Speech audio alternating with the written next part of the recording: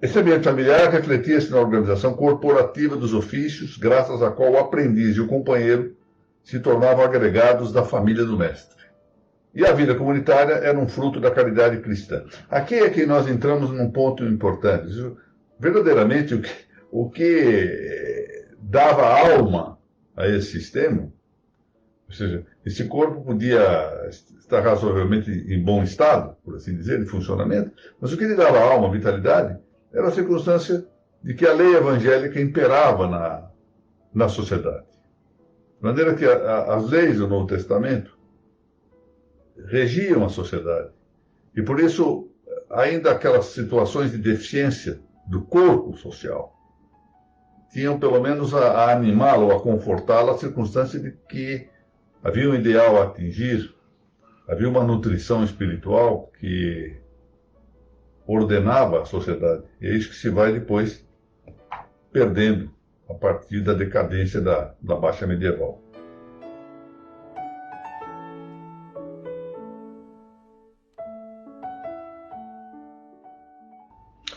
Tivemos o resultado, pois, diz José Pedro, da ação da Igreja na organização da nobreza feudal. A lei suprema era o código de honra da cavalaria, com que a Igreja transformara os costumes rudes dos bárbaros, elevando-os e purificando-os, sem procurar banir os usos guerreiros, o que seria utópico. E na organização do trabalho corporativo, ou seja, com o mútuo respeito e a cooperação efetiva entre mestres e auxiliares ou aprendizes. Isso era assegurado pela confraria, uma associação religiosa existente ao lado de cada corporação e que tinha a invocação dos santos padroeiros das diversas profissões. Era assim, cada profissão tinha o seu santo padroeiro. E a confraria, que tinha natureza religiosa, que tinha, portanto, uma vocação cultual, reverencial, voltada ao sobrenatural, acabava emprestando isto como uma bandeira para os assuntos temporais que eram tratados nas corporações ou grêmios, né? E também nas relações entre os povos, diz José Pedro, refletia-se esse espírito religioso e hierárquico. E assim, aos poucos se formaram nas nações católicas do Ocidente assembleias representativas de toda a hierarquia social, compreendendo o clero, a nobreza e o povo. Chamam-se estas assembleias Estados Gerais na França, Parlamento na Inglaterra, Dietas na Alemanha e Cortes em Portugal e Espanha. Mas, em todas elas, é o mesmo sistema de representação que se construiu e aplicou, embora sem uma teoria pré-concebida e sem pregação ideológica alguma. Interessante isto. Essas práticas quase espontaneamente emergem da vida da comunidade.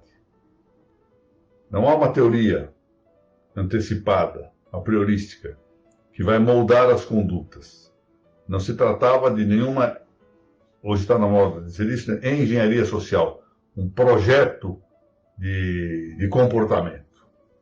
Não, aquilo era adequado ao modo quase espontâneo, não direi inteiramente espontâneo, porque nisso havia um papel da inteligência e da vontade, mas quase espontâneo dos homens daquela época. E aí prossegue José Pedro. Era simplesmente fruto da experiência histórica, encaminhada no mesmo sentido, explicando-se essa identidade no concernente à nobreza militar em virtude dos costumes germânicos, transmitidos a todos os povos, e no que respeita aos homens do povo, trabalhadores das cidades, em virtude das condições econômicas da época, reproduzidas nos diversos países. Era o desenvolvimento do direito costumeiro, razão pela qual no mesmo sistema se encontravam variedades de povo para povo. Em Portugal, por exemplo, não houve feudalismo. Na França houve um regime unitário sob a monarquia capetinga. Ao passo que na Espanha, os diversos reinos mantinham acentuada autonomia regional, ainda mesmo depois de unificados pelos reis Fernando e Isabel. Muito bem.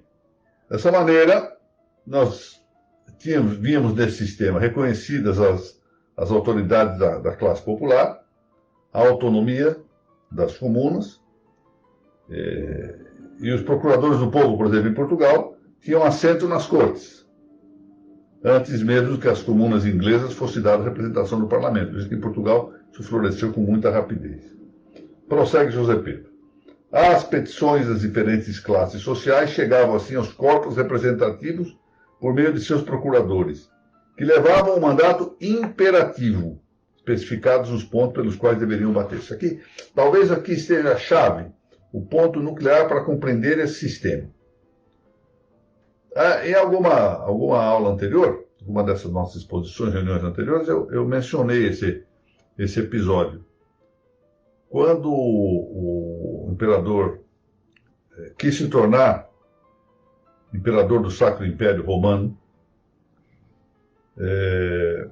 romano-germânico, ele necessitava, como era o sistema da época, comprar os votos dos príncipes. Os príncipes votavam e votavam de acordo com... Isso nós estamos falando já na Idade Moderna, né?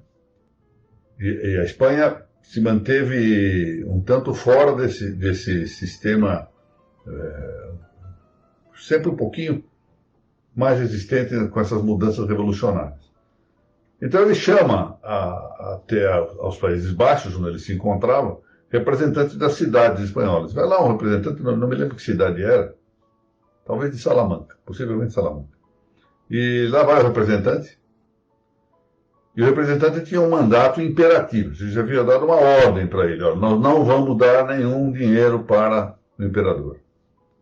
E ele vai para lá, só que lá ele fica um pouco envergonhado, constrangido de dizer que não daria dinheiro para o imperador, e acaba se comprometendo a fazer isso, em nome da cidade, claro. E aí volta para a cidade e diz: olha, eu fui ali cercado pelos discursos da corte, fiquei envergonhado e acabei dizendo que nós íamos mandar o dinheiro para lá.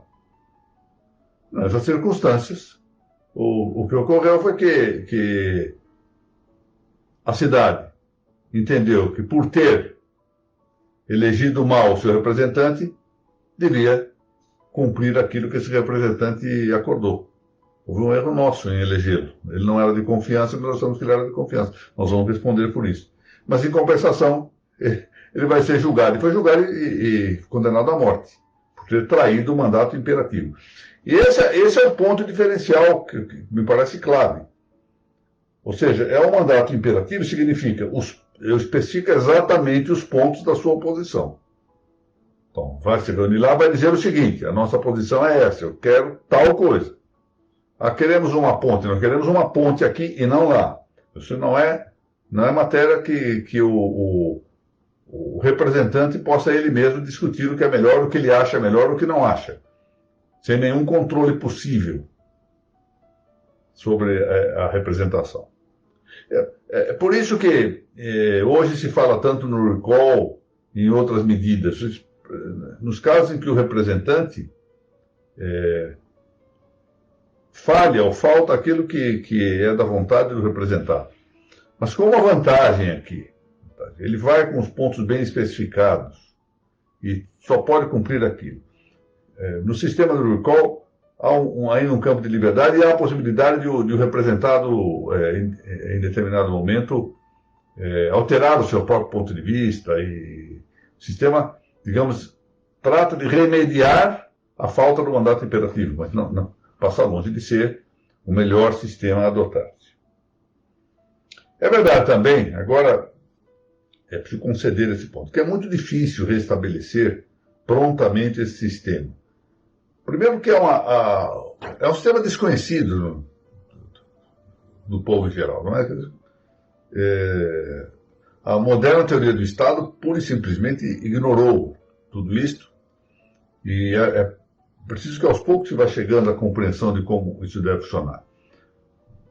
Durante algum tempo houve no Brasil uma tentativa de fazer projetos nesse sentido. O próprio Dr. Zé Pedro fez certa vez um projeto, para se lembrar de ter tido acesso a esse projeto, eu não o tenho comigo.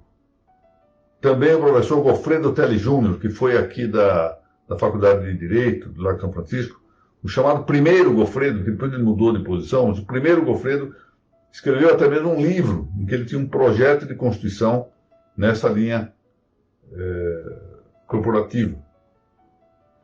Durante a elaboração dos trabalhos para a Constituição brasileira de 1988, o desembargador Onei Rafael chefiou um grupo de estudos e pediu a algum integrante desse grupo de estudos que elaborasse um projeto com essa base corporativa. Isso foi feito, não tenho ideia do que ocorreu com esse projeto, se foi apresentado, se não foi, mas enfim, é difícil que isso volte repentinamente, sem haver, especialmente, um trabalho de teorização, de doutrina, pacientemente elaborado para mostrar as vantagens, mostrar as dificuldades, etc.